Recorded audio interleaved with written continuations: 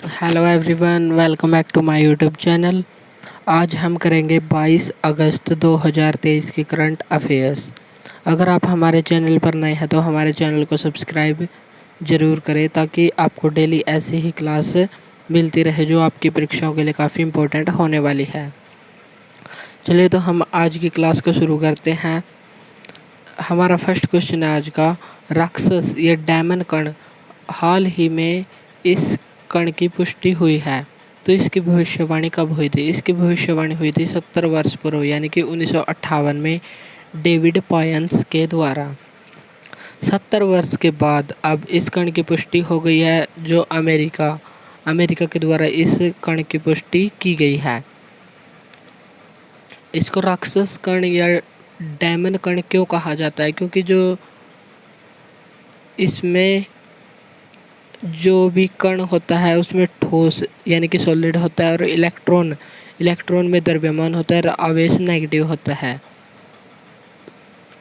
लेकिन जो यह कण है यह द्रव्यमान रहित और आवेश रहित है, इसलिए यह अन्य कणों से कुछ अलग है, इसलिए इसको डायमंड कण या राक्षस कण नाम दिया गया है। राक्षस या डायमंड कण, इसमें सॉलिड या धातु, कौन सी धातु पाई गई है? स्ट्रोंटियम रूथनेट धातु, इसमें इसकी पुष्टि हुई है। तो हाल ही में जो डायमंड या राक्षस कण है इसकी पुष्टि करने वाला देश कौन है? अमेरिका। नेक्स्ट इम्पोर्टेंट क्वेश्चन है हमारा, इलेक्ट्रॉन के खोजकर्ता कौन है? इलेक्ट्रॉन में जो आवेश होता है वह नेगेटिव आवेश होता है और इसकी खोज किसने की थी? जे थॉमसन ने प्लम पुडिंग मॉडल के द्वारा।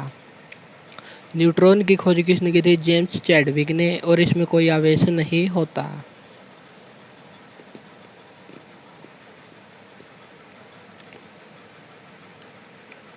नेक्स्ट क्वेश्चन है हमारा, परमाणु सिद्धांत के प्रतिपादक कौन थे? John Dalton. एक्सरे, जो जिसके द्वारा हम हमारी हड्डियों को देखते हैं, एक्सरे, जब हमारी हड्डी टूट जाती है तो वो ब्लैक सा पेज होता है जिसमें हम हड्डियों को देखते हैं कि कहाँ से टूटी हुई है। तो जिस किरण से उस हड्डी को देखा जाता है उसकी खोज किसने की थी? रोंटगन नामक वैज्ञानिक ने की थी। नेक्स्ट सेकंड क्वेश्चन है हमारा, कनाडा के हाल ही में एक क्षेत्र है ब्रिटिश कोलंबिया क्षेत्र। यह हाल ही में चर्चा में रहा। क्यों चर्चा में रहा? क्योंकि यहाँ पर भीषण आग लग गई है और कनाडा के प्रधानमंत्री है जो जस्टिन ट्रूडो, उसने आपातकाल की घोषणा कर दी है। हाल ही में ब्रिटिश कोलंबिया क्षेत्र कहाँ पर स्थित है जो चर्चा में रहा? कनाडा में, और यहाँ पर आपातकाल की घोषणा की गई क्यों की गई? भीषण आग के कारण। अब हम देख लेते हैं कनाडा से संबंधित महत्वपूर्ण क्वेश्चन। कनाडा की राजधानी का नाम क्या है? ओटावा। विश्व में सबसे लंबी तटीय सीमा वाला देश कौन सा है? कनाडा।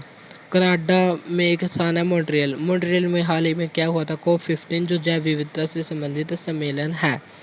मॉन्ट्रियल प्रोटोकॉल कब हुआ था? 16 सितंबर 1987 को ओजोन परत के संरक्षण से संबंधित है और प्रत्येक वर्ष 16 सितंबर को ओजोन संरक्षण दिवस मनाया जाता है। नेक्स्ट क्वेश्चन है हमारा, गेहूं की सबसे बड़ी मंडी कहाँ पर स्थित है? विनिपेग, कनाडा में। और राष्ट्रीय आपातकाल, अब कनाडा में आपातकाल की घोषणा किया तो हमें जो राष्ट्रीय आपातकाल से संबंधित महत्वपूर्ण अनुच्छेद है उनको भी पता होना चाहिए। राष्ट्रीय आपातकाल में कौन कौन से अनुच्छेद निलंबित नहीं होते? कौन से नहीं होते? जीवन का अधिकार है जो वह नहीं होता, तो इसमें अनुच्छेद 20 और अनुच्छेद 21 निलंबित नहीं होते। राष्ट्रीय आपातकाल का वर्णन किस अनुच्छेद में? अनुच्छेद 352 में। अब तक यह 3 बार लग चुका है। 1962 जब चीन ने भारत पर आक्रमण किया था, 1971 जब बांग्लादेश ने भारत पर आक्रमण किया था, और 1975 जून 1975 आंतरिक अशांति के कारण। वित्तीय आपातकाल का वर्णन किस अनुच्छेद में है? अनुच्छेद 360 में। आपातकाल में मौलिक अधिकारों पर प्रभाव किस देश के संविधान से लिया गया है? यानी कि आपातकाल के अंदर जो मौलिक अधिकारों पर प्रभाव पड़ता है यह किस देश से लिया गया है? जर्मनी के वाइमर संविधान से। तो हमको यह भी ध्यान रखना होगा कि जर्मनी के संविधान को वाइमर संविधान कहा जाता है। नेक्स्ट थर्ड क्वेश्चन है हमारा तूफान हिलेरी। तूफान हिलेरी हाल ही में आया और यह कौन सी श्रेणी का चक्रवात है? श्रेणी 4 का चक्रवात है। और यह कहाँ पर आया? पूर्वी प्रशांत महासागर में आया। और इसने किसको प्रभावित किया? कैलिफोर्निया अमेरिका को प्रभावित किया। जो पश्चिमी अमेरिका को प्रभावित किया, यह आया पूर्वी प्रशांत महासागर में, लेकिन प्रभावित किया पश्चिमी अमेरिका को। इसकी उत्पत्ति कैसे हुई है? अल नीनो जलधारा से। तो तूफान हिलेरी कहाँ पर आया? पूर्वी प्रशांत महासागर में। प्रभावित किसको किया? कैलिफोर्निया अमेरिका को प्रभावित किया। अल नीनो से इसकी उत्पत्ति हुई है। अल नीनो क्या है? एक गर्म जलधारा है जिसमें ताप ज़्यादा होता है, वायुदाब कम, और निम्न वायुदाब का क्षेत्र बनते ही वहाँ पर चक्रवात की उत्पत्ति हो जाती है। तूफान या चक्रवात के केंद्र में क्या होता है? निम्न वायुदाब। अमेरिका की राजधानी का नाम क्या है? अमेरिका की राजधानी का नाम है वाशिंगटन डीसी। और यह किस नदी के किनारे पर स्थित है? पोटामेक नदी के किनारे स्थित है। वाशिंगटन डीसी में किसका मुख्यालय स्थित है? वर्ल्ड बैंक और IMF यानी कि इंटरनेशनल मॉनेटरी फंड। अमेरिका में एक शहर है न्यूयॉर्क, जो किस नदी के किनारे पर स्थित है? हडसन नदी के किनारे। यहाँ पर किसका मुख्यालय स्थित है? UNO का। और UNO की स्थापना कब हुई थी? 24 अक्टूबर 1945 को। विपर्जोय एक चक्रवात है जो अरब सागर में आया था। और इसका नामकरण किसने किया था? बांग्लादेश के द्वारा इसका नामकरण किया गया था। और इसका अर्थ क्या है? आपत्ति या विपत्ति यानी कि डिजास्टर। नेक्स्ट है हमारा असनी चक्रवात। यह कहाँ पर आया था? बंगाल की खाड़ी में, और श्रीलंका ने इसका नामकरण किया था। मोचा चक्रवात का नामकरण किसने किया था? यमन ने। ये 3 चक्रवात भी हमारे लिए काफ़ी इंपॉर्टेंट है जो हाल ही में आए थे। विपर्जोय नामकरण किया बांग्लादेश ने, असनी नामकरण किया श्रीलंका ने, और बंगाल की खाड़ी में आया। मोचा का नामकरण किया यमन देश के द्वारा। अब हम देख लेते हैं कि चक्रवातों को अन्य देशों में किस किस नाम से जाना जाता है। विली विलेज चक्रवात को कहाँ पर कहा जाता है? ऑस्ट्रेलिया में चक्रवात का नाम विली विलेज है। हरिकेन कैरिबियन सागर में चक्रवात को हरिकेन कहा जाता है। टोर्नेडो अमेरिका में चक्रवात का नाम है टोर्नेडो। नेक्स्ट क्वेश्चन है हमारा फोर्थ। एक्शन फॉर नेचर एक संस्था है अमेरिका की। इसने हाल ही में international young eco hero award दिया है, जिसमें 5 भारतीय शामिल हैं। और यह अवार्ड किन को दिया जाता है? जो 8 से 16 वर्ष तक के बच्चे हैं जिन्होंने पर्यावरण सुरक्षा के लिए कुछ कार्य किया हो, उनको यह यंग इको हीरो अवार्ड दिया जाता है। और इसमें हाल ही में 5 भारतीयों को दिया गया। 5 भारतीय बच्चे हैं। और यदि पूछे कि इस पुरस्कार की शुरुआत कब हुई थी? सन 2003 में हुई थी। चलिए तो हम वे नाम देख लेते हैं किन किन को यह अवार्ड मिला है। सबसे पहले है ईहा दीक्षित, नेक्स्ट है मान्या हर्ष, और थर्ड है निर्वाण सोमानी, और फोर्थ है मन्नत कौर, और 5वीं है करण रस्तोगी। ये 5 बच्चे हैं भारतीय जिनको हाल ही में international young eco hero award दिया गया है। और यदि पूछे किस संस्था के द्वारा? एक्शन फॉर नेचर संस्था, जो अमेरिका की संस्था है, इसके द्वारा यह अवार्ड दिया गया। चलिए अब हम चलते हैं नेक्स्ट क्वेश्चन पर।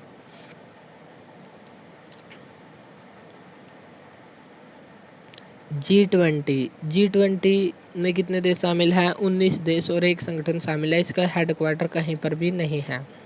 2022 की इसकी अध्यक्षता किसके द्वारा की गई? इंडोनेशिया के द्वारा। और 2023 में 23वें जो 18वां सम्मेलन था, इसकी अध्यक्षता किसने की? इंडिया ने। 2024 में किसने की? ब्राज़ील ने। और इन तीनों देशों को क्या कहा जाता है? ट्राइका कहा जाता है। हाल ही में जो G20 है उसकी व्यापार एवं निवेश कार्य समूह की 4th बैठक आयोजन कहाँ पर हुआ? जयपुर राजस्थान में हुआ। और यदि पूछे इसकी पहली बैठक कहाँ पर हुई? मुंबई में, दूसरी बेंगलुरु में, और तीसरी केवड़िया गुजरात में। व्यापार और निवेश की कार्य समूह की पहली बैठक मुंबई, दूसरी बेंगलुरु और तीसरी केवड़िया। और हाल ही में चौथी हुई है जयपुर राजस्थान में। इस वर्ष G20 की लगभग 200 बैठकें होंगी जो जिनका हमको पता होना चाहिए। जो इम्पोर्टेंट है उनका तो हमको बिल्कुल पता होना चाहिए। अब हम चलते हैं G20 थीम। G20 की थीम क्या है? 1 अर्थ, 1 फैमिली और 1 फ्यूचर। और हिंदी में इसको कह सकते हैं वसुधैव कुटुंबकम। और इसके शेरपा कौन थे? अमिताभ कांत। अब हम देख लेते हैं महत्वपूर्ण बैठकें जो हमारी परीक्षाओं के लिए काफ़ी इंपॉर्टेंट होने वाली हैं। रोजगार की पहली बैठक का आयोजन कहाँ पर हुआ? जोधपुर राजस्थान में। शेरपा की पहली बैठक का आयोजन कहाँ पर हुआ? उदयपुर राजस्थान।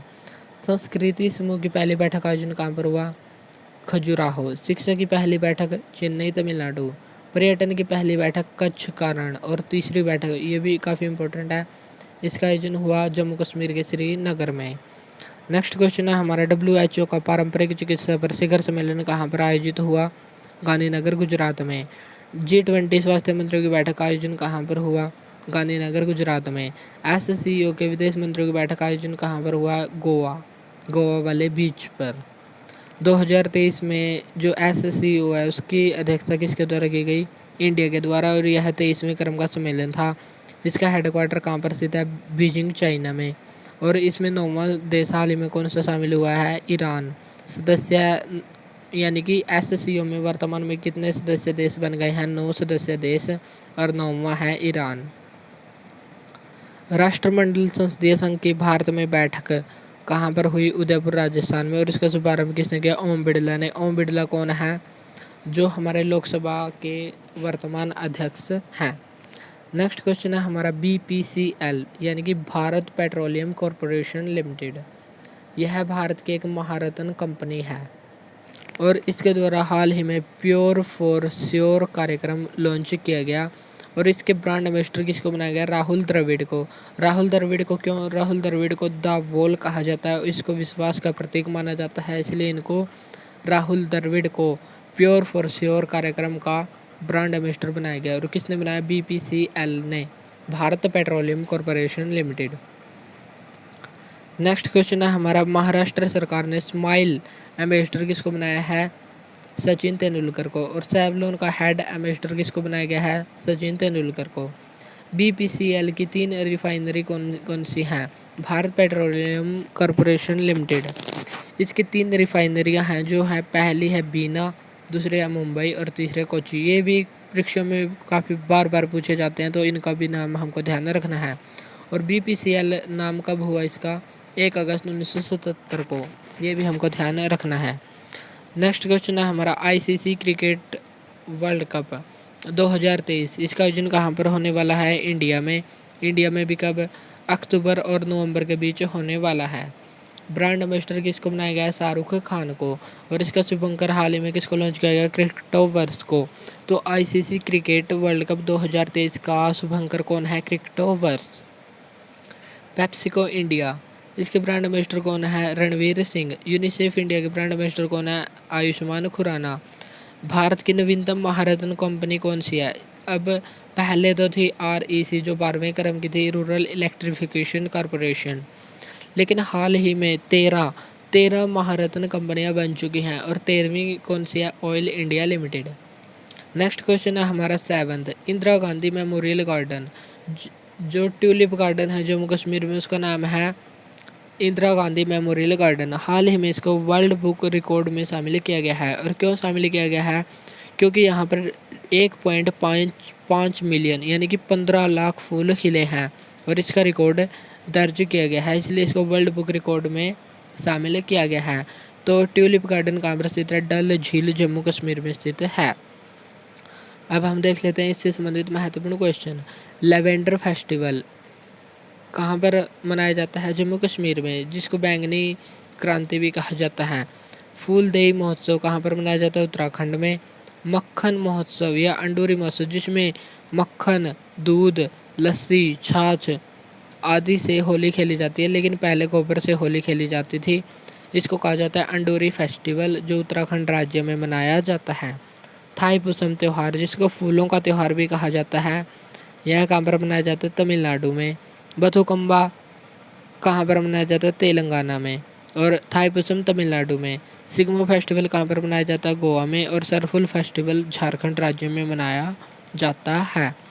नेक्स्ट क्वेश्चन है हमारा 8th क्वेश्चन।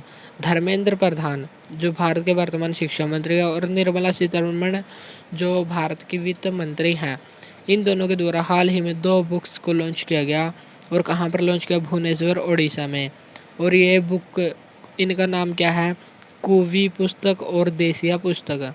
कुवी और देसिया यानी कि कुवी और देसिया ओडिशा के कोरापुट जिले में दो आदिवासी समुदाय हैं। आदिवासी समुदायों के नाम पर दो पुस्तक लॉन्च हुई, कुवी पुस्तक और देसिया पुस्तक। कहाँ पर? ओडिशा के भुवनेश्वर में। इसमें किसका वर्णन किया गया है? जो ये आदिवासी समुदाय हैं इनकी संस्कृति, रहन सहन, खान पान और वेशभूषा, इन सभी का वर्णन इसमें किया गया है। तो हाल ही में दो पुस्तकों को लॉन्च किया गया, कुवी पुस्तक और देसिया पुस्तक। ये आदिवासी समुदायों के नाम पर लिखी गई पुस्तक है। नेक्स्ट क्वेश्चन है हमारा, संघ की राजभाषा का वर्णन किस अनुच्छेद में है? अनुच्छेद 343 में। राज्यसभा संबंध आयोग यानी कि राजभाषा से संबंधित आयोग का वर्णन किस अनुच्छेद में? अनुच्छेद 344 में।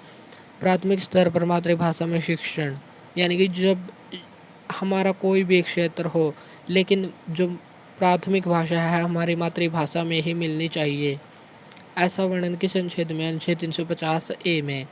हिंदी भाषा का विकास किस अनुच्छेद से संबंधित है? अनुच्छेद 351 से संबंधित है।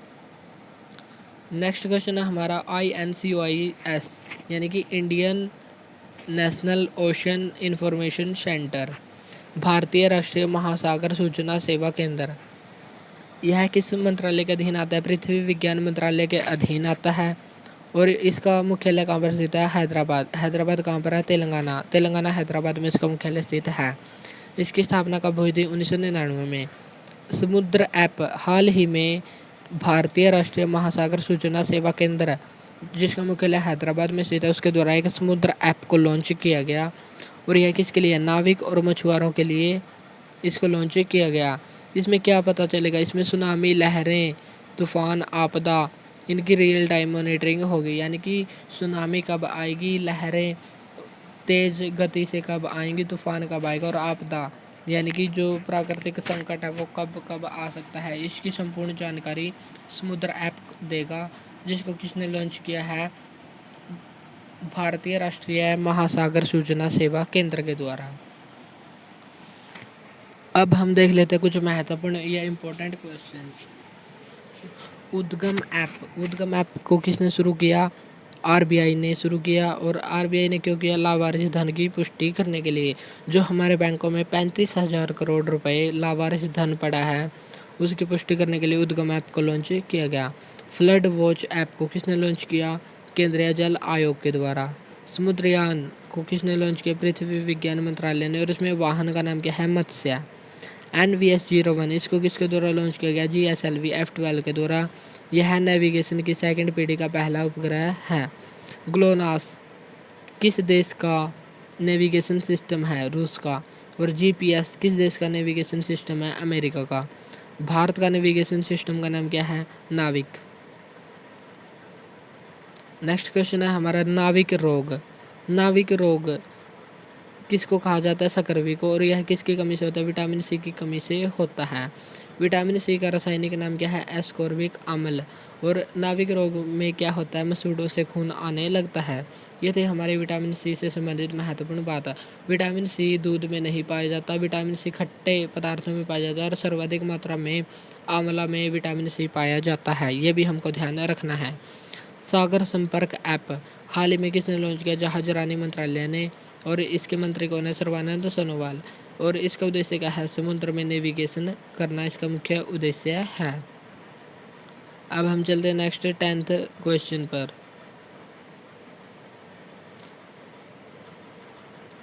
हाल ही में INS वागीर स्कॉर्पियन क्लास की जो 5वीं पनडुब्बी है, यह सबसे लंबे समय तक तैनाती का रिकॉर्ड बनाया INS वागीर ने।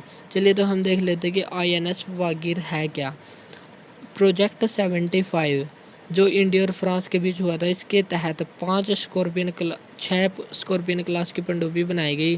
कहाँ पर? मझगांव डॉक लिमिटेड में बनाई गई। और ये 5 स्कॉर्पियन क्लास, ये 6 है जो स्कॉर्पियन क्लास की पनडुब्बी, इसमें 5वीं कौन सी है? INS वागीर, जो हाल ही में सबसे लंबे समय तक तैनाती का रिकॉर्ड बनाया गया है। तो इसमें पहली कौन सी थी? INS कलवरी, दूसरी INS खंडेरी, तीसरी INS करंज, चौथी है INS वेला, 5वीं INS वागीर और 6ठी INS वागशीर। इसका निर्माण हुआ प्रोजेक्ट 75 के तहत और यह हाल ही में लंबे समय तक तैनाती का रिकॉर्ड बनाया है। किसने? INS वागीर ने। और यह ऑस्ट्रेलिया और श्रीलंका से घूमकर भी आई है। नेक्स्ट क्वेश्चन है हमारा INS विक्रांत। INS विक्रांत क्या है? INS विक्रांत है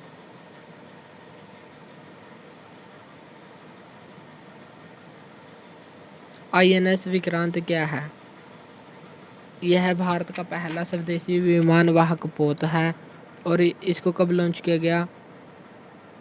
2 सितंबर 2022 को कोच्चि केरल में इसको लॉन्च किया गया। वरुणास्त्र क्या है?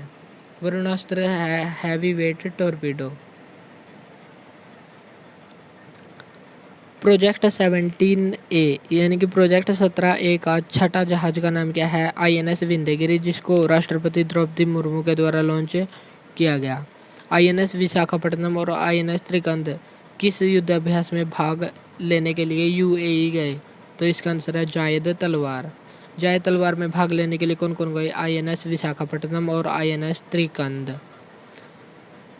मालाबार अभ्यास का आयोजन हाल ही में कहाँ पर होने वाला है? ऑस्ट्रेलिया में। ब्रह्मांड की नेक्स्ट क्वेश्चन है हमारा, ब्रह्मांड की सबसे पुरानी आकाशगंगा में से एक मैसी की है आकाशगंगा। ये थे हमारे आज के करंट अफेयर्स। अगर क्लास अच्छी लगी तो इसको लाइक और शेयर करें।